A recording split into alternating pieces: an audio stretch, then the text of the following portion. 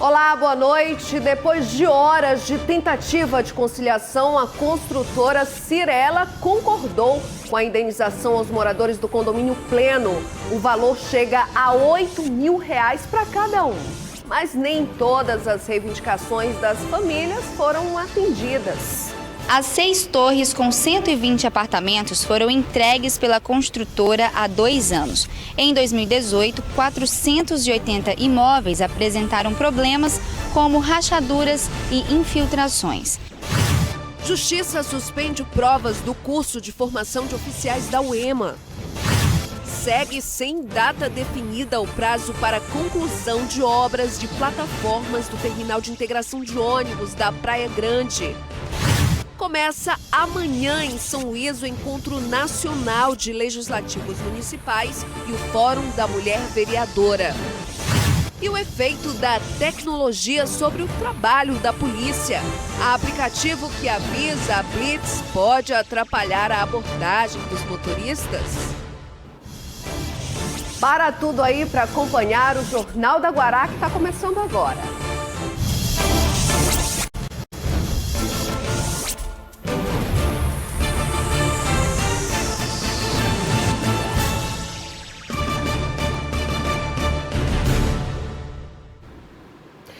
Gente, imagina a agonia das pessoas que realizaram o sonho de ter o apartamento e na hora tudo virou um pesadelo. Essa é a situação dos moradores do condomínio Pleno, no bairro Jaracati, aqui em São Luís. Aliás, a situação de 480 imóveis e mais uma vez foi realizada uma audiência. De um lado, os moradores e do outro, a construtora e a vara de interesses difusos e coletivos tentando um acordo, uma conciliação. Quando o sonho de ter o seu próprio imóvel vira um pesadelo. Imagina estar na sala do seu apartamento e ver essa cena.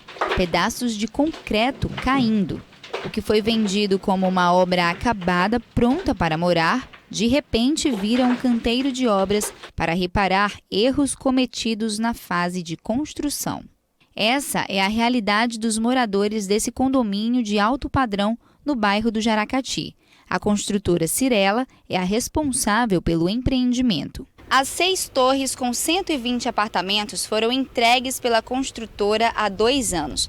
Em 2018, 480 imóveis apresentaram problemas como rachaduras e infiltrações. No início do mês, uma audiência na Vara de Interesses Difusos e Coletivos de São Luís, as medidas apresentadas pelo juiz foram aceitas por parte dos proprietários dos imóveis, mas negada pela construtora. Em nova audiência, a Cyrela deve apresentar a nova proposta para tentar resolver os problemas.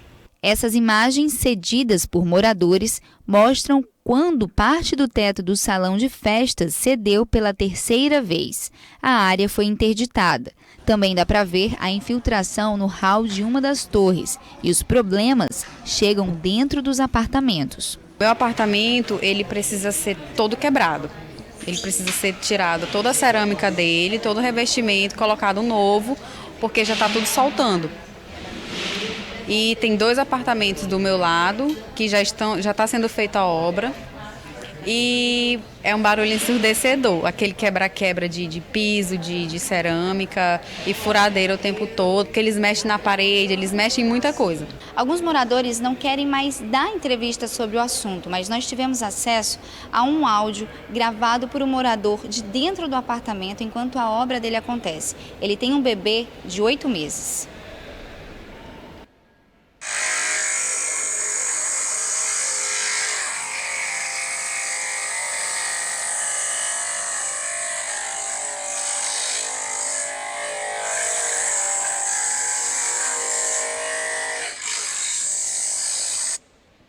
A obra acontece das 8 horas da manhã ao meio-dia e das 2 horas da tarde às 18 horas, todos os dias. Pelo incômodo, foi estipulado pelo juiz o pagamento de R$8.000 para todos os moradores por danos morais e materiais, além da obrigação de arcar com outras despesas. Nesse caso, são 480 aproximadamente. Se nós conseguirmos um acordo aqui que satisfaça a maioria, já diminui o tamanho do problema para todos. Então eu propus um meio termo. O meio termo em que a Cyrela assuma um compromisso de pagar o valor do aluguel para as pessoas durante o período em que esteja ocorrendo a obra na própria unidade dela, R$ 2.500, R$ 1.500 para os que estiverem nas unidades próximas àquela em que a pessoa reside, quando a obra estiver ocorrendo nesse local, porque o incômodo é menor do que quem está no próprio prédio em que a obra ocorre, um valor para fazer a mudança da pessoa e R$ 8.000 de indenização pelos danos materiais e morais para cada um dos consumidores. Eu acho que é um pleito muito justo. A pessoa comprou uma unidade pronta, não comprou um canteiro de obra, e a pessoa que se achar incomodada com a construção, ela deveria ter a livre opção de se mudar, né? Sem acordo e com uma nova audiência de conciliação sendo realizada, a expectativa é que os consumidores sejam ressarcidos de todos esses prejuízos. O que se deve esperar é que o direito dos moradores, enquanto consumidores da empresa, sejam assegurados, ao menos os direitos básicos, os direitos mínimos, né? Aqueles previstos no Código de Defesa do Consumidor, no artigo 6º, o direito a uma moradia digna, o direito a não conviver no local que esteja insalubre, que esteja inconcluso. Gente, imagina a dor de cabeça desses moradores, afinal são anos nessa situação e essa audiência de conciliação terminou sem acordo entre os moradores e a construtora. Segundo o juiz Douglas de Melo Martins, da Vara de Interesses Difusos e Coletivos, a Cyrela aceita indenizar os moradores no valor de R$ 8.000, mas não quer pagar o aluguel para que as famílias que desejam deixar os apartamentos, a não ser para aqueles que apresentam algum tipo de problema de saúde. O advogado dos moradores tem até a próxima segunda-feira para apresentar um levantamento com os valores que seriam gastos em aluguel e repassar esses valores à construtora. Uma nova audiência foi remarcada para a próxima quarta-feira, dia 6 de novembro. E agora fica a pergunta: será que R$ 8.000 paga todos esses transtornos que esses moradores estão vivendo? Como a gente viu aí na reportagem da Mariana Dias, aquele barulho ensurdecedor ali, aquele morador tem um bebê em casa e tem que conviver com aquele barulho. Será que R$ 8.000 vai mesmo resolver o problema? E o vestibular para o curso de formação de oficiais da Universidade Estadual do Maranhão, UEMA, está suspenso. A prova já foi realizada no último dia 20.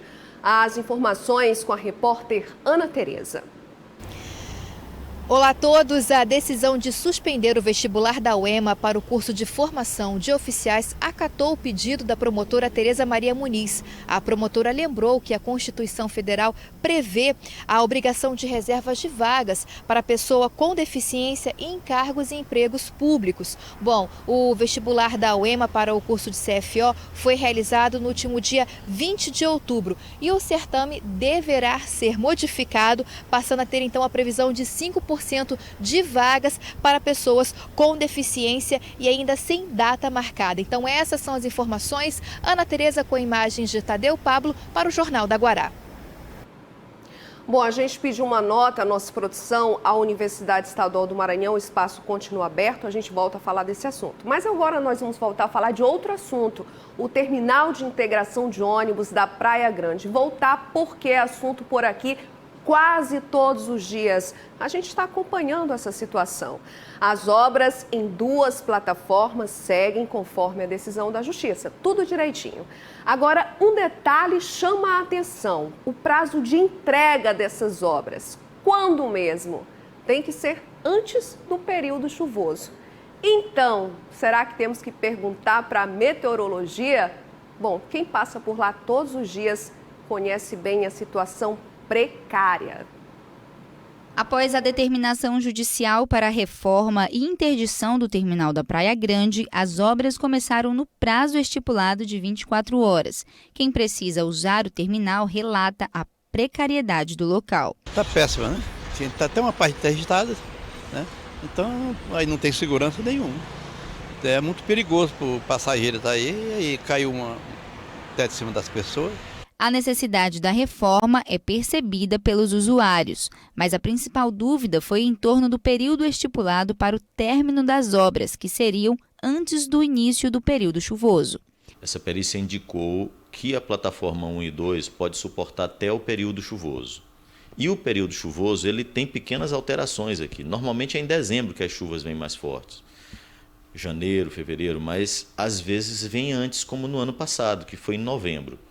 E eu não poderia dizer assim, vai ser até o dia 1º de dezembro, 15 de dezembro, 5 de dezembro, porque se as chuvas começarem antes, eu precisaria interditar logo o terminal.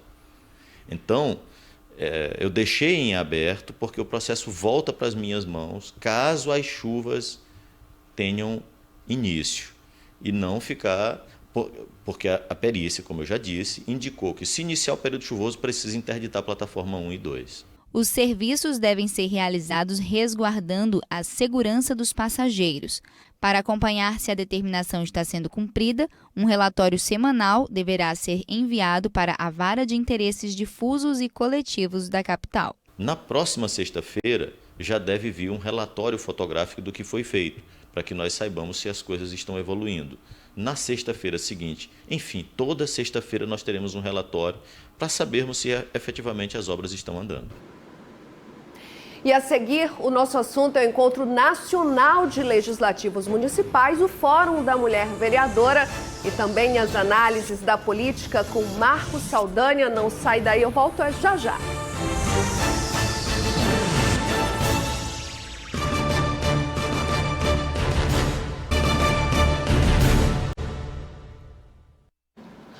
Começa amanhã e vai até sexta-feira o Encontro Nacional de Legislativos Municipais e o Fórum da Mulher Vereadora em São Luís. São palestras com temas diversos e bem atuais. Vamos falar sobre esse assunto agora com o presidente da União de Vereadores de Câmaras do Maranhão, Azaf Sobrinho, que também é vereador de São Pedro dos Crentes. Bom, vereador, antes da gente entrar aí no mérito da questão do Encontro Nacional dos Legislativos Municipais, eu gostaria de falar sobre a união dos vereadores e câmaras municipais. É bem novo aqui no Maranhão, o senhor é o primeiro presidente. Como é que foi pensado instituir essa união dos vereadores? Então, boa noite. Boa noite, Fico feliz bem-vindo. Primeiro pelo convite, poder mostrar a essa região, ao Maranhão inteiro, a nossa entidade. Em 2015, eu, como vereador pelo meu município e superintendente da União de Vereadores do Brasil, que tem como sede em Brasília, que é a nossa UVB, diante de muitos encontros, a gente entendeu que o Maranhão estava descoberto nessa questão de buscar o fortalecimento do poder legislativo municipal. Então, tivemos a ideia de instituir uma união de vereadores e câmaras do Estado aqui no Maranhão.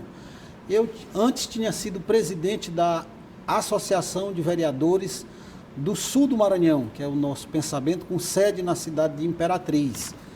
E diante daí, a nossa instituição, depois do meu mandato, houve aí a pessoa que me sucedeu, às vezes com alguns problemas, e essa instituição veio a praticamente se acabar. E nós tivemos a ideia de, com o apoio da União de Vereadores do Brasil, instituir esse foco aqui no estado do Maranhão. Uma entidade que abrangesse o estado inteiro e que a gente pudesse juntos buscar o fortalecimento do poder legislativo municipal. Por falar em fortalecimento, a gente já vê o trabalho aí da União dos Vereadores num diálogo e articulação muito interessante com o Legislativo Estadual, não é? Com a Assembleia Legislativa. Como é que é essa integração entre vereadores e deputados? Eu acredito que isso partiu de um projeto nosso, que nós encaminhamos para a Assembleia Legislativa, e parabenizo aqui, agradeço a visão do deputado Otelino como presidente, que quando observou o projeto já abraçou, e essa visão municipalista dele fez com que nós tivéssemos essa integração. Ele abriu as portas do parlamento estadual para o parlamento municipal. Diante disso, a gente assinamos um termo de cooperação técnica e nós temos nos ajudados. Com isso, a gente espera buscar esse fortalecimento entre o poder legislativo estadual e o poder legislativo municipal. Mas o principal objetivo é preparar, capacitar os vereadores do estado para que a gente possa melhorar o desenvolvimento das nossas funções. Bom, por falar em capacitar e melhorar o desempenho dos vereadores, foi criado esse encontro nacional, vai acontecer aqui em São Luís, né? A União dos Vereadores está realizando esse encontro nacional. Conta para a gente aí sobre as palestras, os convidados. Nós temos aí 3 dias de palestras que são direcionadas exclusivamente à capacitação dos vereadores, dos servidores das câmaras municipais. A nossa entidade maior, que é a UVB, já faz esse evento em vários estados e a gente participa, e em função disso a gente trabalhou, né, em trazer o evento aqui para o Maranhão, para que o Maranhão pudesse sediar o encontro nacional. E as palestras são direcionadas, nós temos palestrantes aí do Interleges, lá do Senado Federal, que vai falar sobre a importância do regimento interno e das leis orgânicas nas câmaras municipais, porque Tem até temas bastante atuais aí de repercussão nacional, reforma tributária, por exemplo. Reforma né? tributária, a reforma eleitoral, que é o que mais hoje dói a cabeça dos vereadores. Vai ser o deputado federal Eduardo Braide. Sim, Eduardo Braide. Por que a reforma eleitoral? A gente questiona agora no evento que a gente teve em Timon, em parceria com o Assembleia em Ação, e tem a nossa parceria na articulação, no convite aos vereadores, a gente dizia, porque o foco principal é dizer, não tem coligação. Mas, de fato, a coligação existe. Não existe é para nós, vereadores. Embora eu até dei como exemplo, eu tenho o meu partido e os meus colegas vereadores. Você tem o seu partido e os seus vereadores filiados. E nós temos a intenção de nos coligar. Eu posso me coligar com você na majoritária e meus vereadores ficam largados aí. Como entender isso? Como é que essa lei conseguiu unificar essa questão, sem deixando os vereadores desgarrados? Então, isso tem doído muito a cabeça de vereadores nessa nova lei. Presidente, junto a esse encontro vai acontecer também o Fórum da Mulher Vereadora. Tem aí presenças como da senadora Elisiane Gama, confirmadas, né, presenças importantes de mulheres importantes da política. A União de Vereadores tem algum levantamento sobre a participação feminina? Quantos vereadores tem no Maranhão? E desse número, quantos são mulheres? Nós estamos trabalhando essa contagem, porque nós entendemos o seguinte, dentro da União de Vereadores, nós entendemos fortalecer um pouco a participação da mulher. Até porque o senhor representa os vereadores e as vereadoras também, sim, né? E as vereadoras. Então, o que foi que a gente fez? Criamos esse fórum, que é uma comissão temática dentro da própria entidade.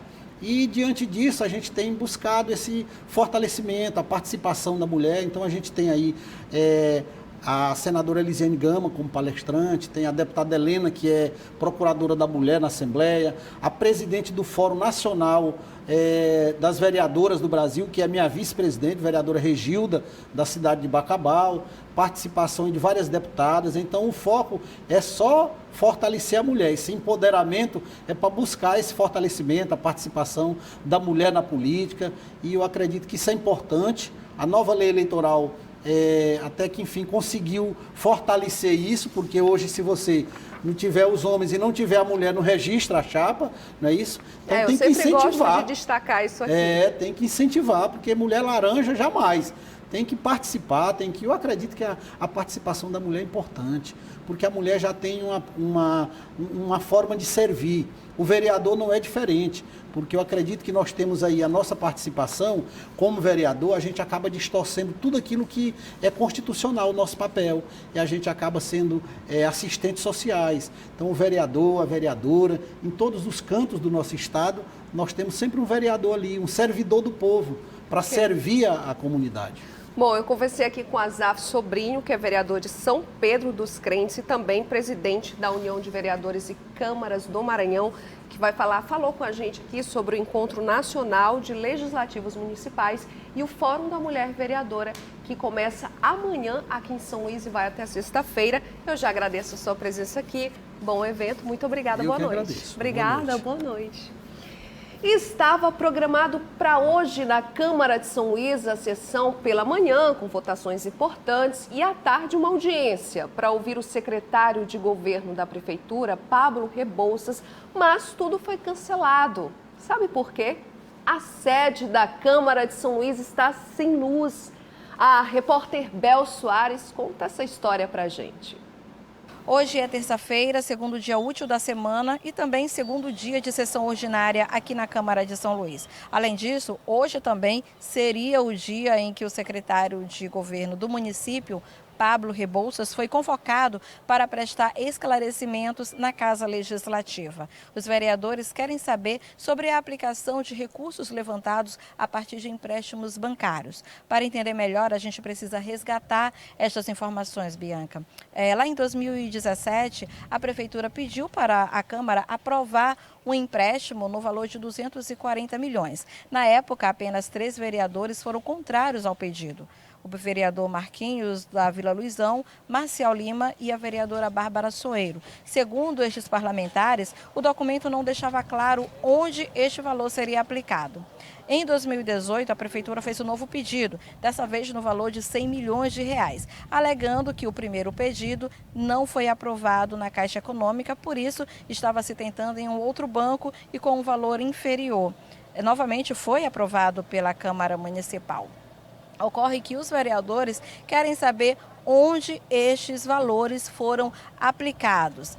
Inclusive, caso não comparecesse a esta convocação, ele estaria cometendo uma infração política administrativa e uma das consequências, Bianca, seria a cassação do mandato do prefeito de São Luís. Ocorre que não houve sessão e também não houve prestação de contas por parte do secretário, porque não houve energia elétrica na casa. O que é de se estranhar, já que a sessão ordinária começa por volta de 9 da manhã e se estende até meio-dia, 1h da tarde. E uma instituição tão importante como a Câmara Municipal de São Luís ficar tanto tempo sem energia elétrica é realmente de causar muita estranheza. As informações são de que amanhã o secretário deve comparecer aqui na Câmara para finalmente prestar esclarecimento sobre a aplicação destes recursos. Bel Soares para o Jornal da Guará.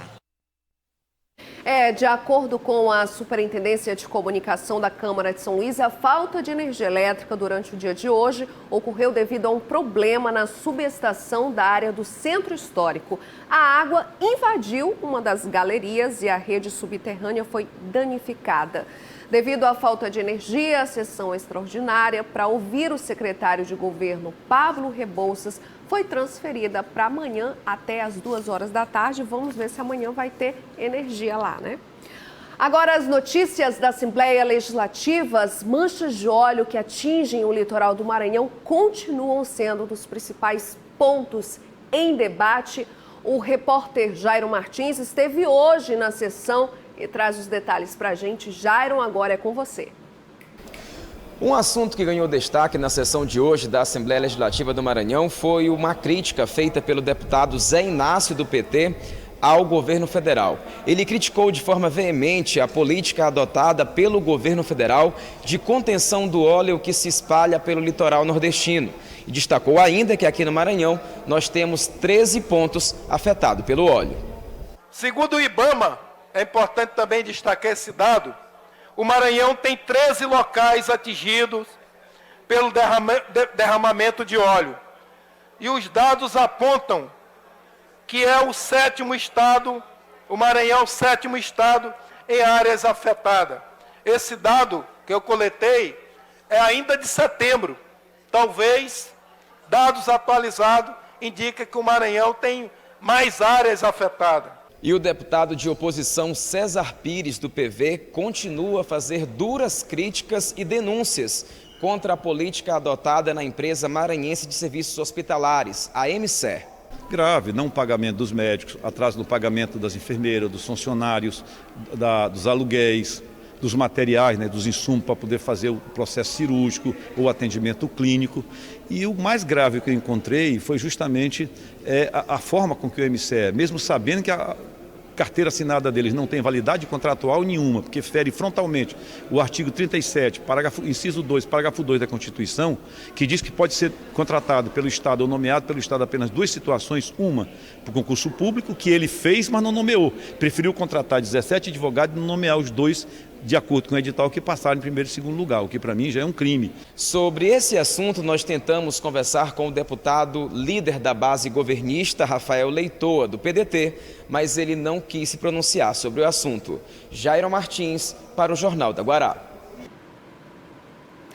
E o óleo no litoral nordestino também foi destaque no Congresso Federal. 267 deputados assinaram um requerimento que solicita a instalação da CPI do vazamento de óleo. As assinaturas já foram validadas pela mesa diretora da casa. E como ficou aí a situação, a assinatura dos deputados maranhenses?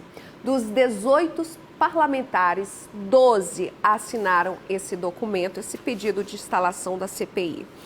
E o assunto não muda por aqui, ainda continua sendo a Câmara Federal. Bom, o impasse entre a bancada do Maranhão no Congresso Nacional pode impedir a liberação de 247 milhões de reais em emendas impositivas. Vamos aqui com o nosso comentarista de política para fazer as análises, o Marcos Saldanha. Marcos, explica para a gente, para quem está assistindo agora ao Jornal da Guará, como são essas assinaturas? O que vai acontecer se essas emendas não vierem? Será que não vem? Pois é, Bianca, boa noite Boa você noite, de Marcos. casa. Bom, a gente falou já na semana passada, se não me engano, sobre a questão das emendas na Assembleia Legislativa. São os deputados estaduais, os 42, que têm direito aí a algumas emendas e se discutia lá no fato do direito que eles queriam ter de receber as emendas, ou seja, que as emendas fossem positivas.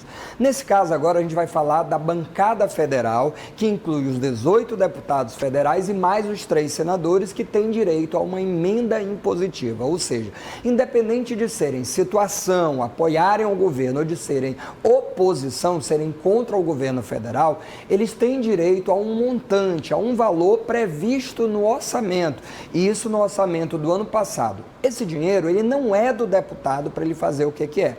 O que ele quiser. Na verdade, é um dinheiro destinado via deputado para algum local, para beneficiar alguma ação onde aquele deputado ou onde aquele senador, ele tenha bases eleitorais ou ele entenda que é necessário. Então, é o nosso dinheiro, é dinheiro público dos nossos impostos, que o deputado, na verdade, decide o destino, né? No caso, 247 milhões.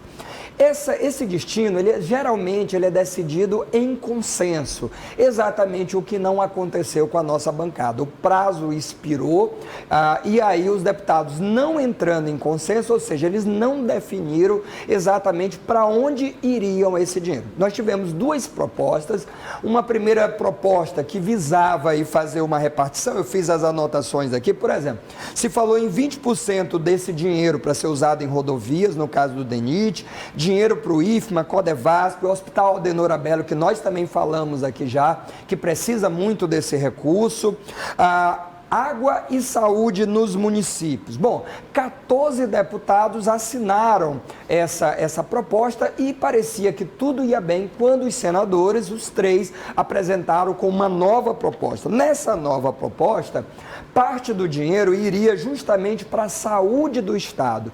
Como tem na bancada federal deputados da oposição ao governo Flávio Dino, não houve consenso e aí o número de assinaturas, Bianca, caiu de 14 na primeira proposta para 10 nessa segunda proposta. Sem consenso, não entraram em acordo e agora perderam o prazo. O presidente da bancada... E agora, Marcos? Pois é, o presidente da bancada, o Juscelino, ele disse que vai tentar levar uma proposta dos deputados e senadores, mesmo tendo vencido o prazo, tendo caducado o prazo, o que a gente não tem certeza de se vai dar certo ou não.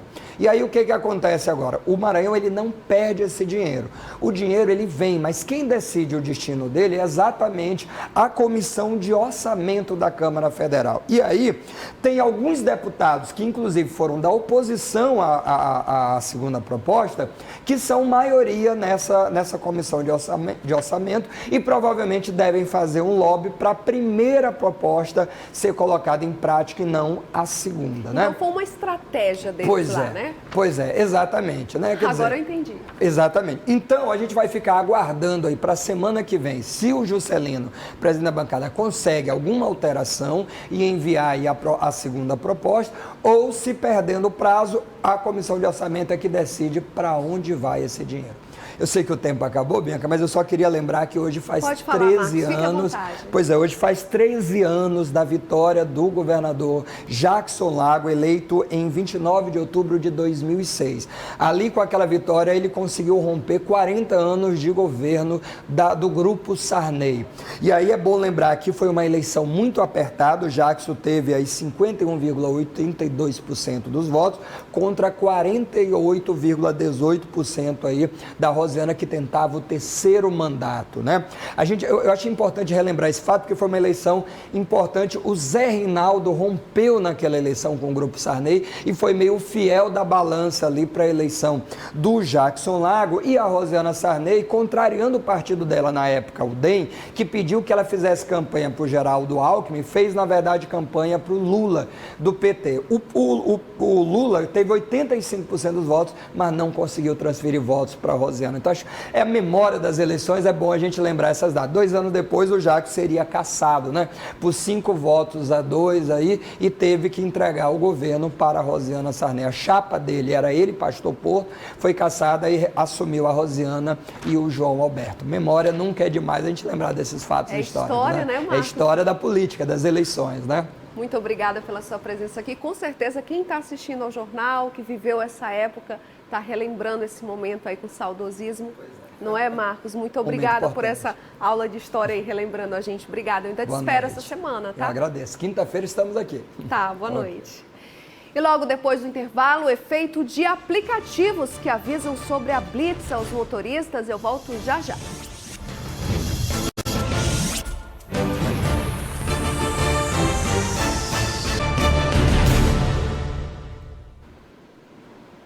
Eu já estou de volta com uma pergunta. A tecnologia sempre ajuda? Olha, nem todo mundo acha isso. Quero um exemplo? A Polícia Rodoviária Federal. Sabe aqueles aplicativos que informam sobre o trânsito e até a blitz?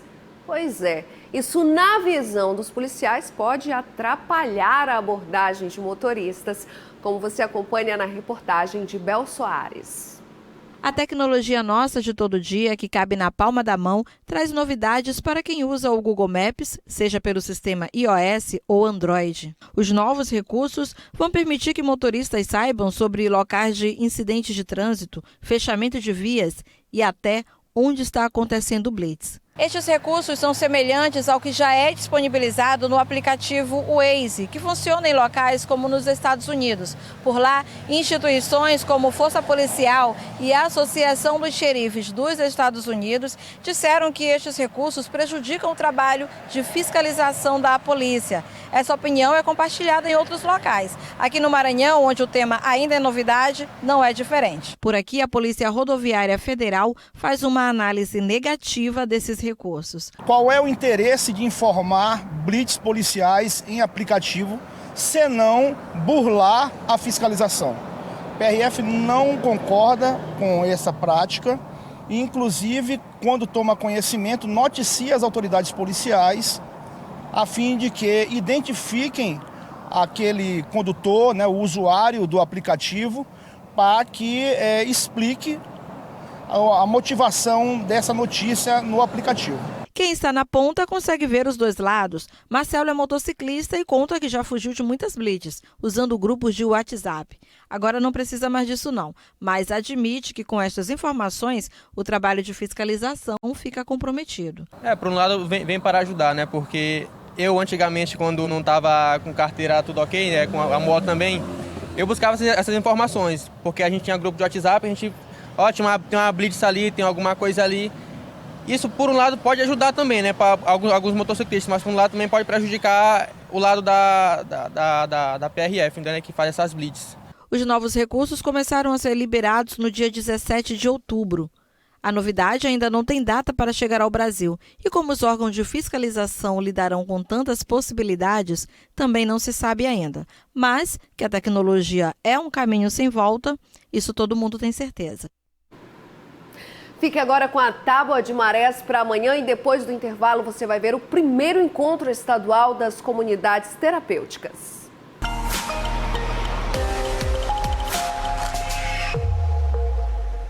A primeira baixa-mar do dia é de 0,2 metros às 2 horas e 2 minutos da madrugada. Pela manhã, às 8h04, tudo muda com a primeira praia-mar de 6,2 metros. Às 14h13, baixa-mar de 0,3 metro. E a quarta-feira encerra com praia-mar, que começa a partir das 20h19, com 6,1 metros.